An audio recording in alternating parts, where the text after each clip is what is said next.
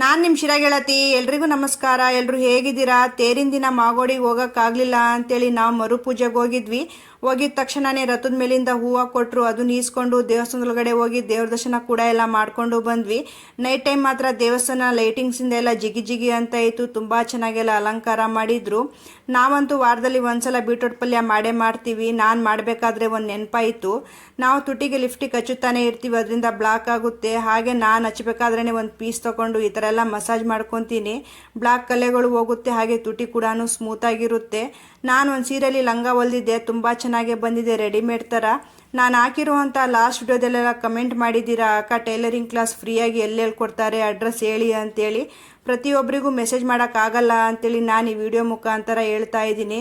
Shriram coffee ಪುಡಿ ಅಂಗಡಿ ಇದೆಯಲ್ಲ, ಅದ್ರ ಆಪೋಸಿಟೇ ಹೇಳ್ಕೊಡ್ತಾರೆ, ಕರ್ನಾಟಕ ಬ್ಯಾಂಕ್ ಹತ್ತಿರ. ಹಾಗೆಯೇ ಅಲ್ಲಿ ಯಾರು ಕೇಳಿದ್ರು ಕೂಡ ಹೇಳ್ತಾರೆ. Thank you for watching.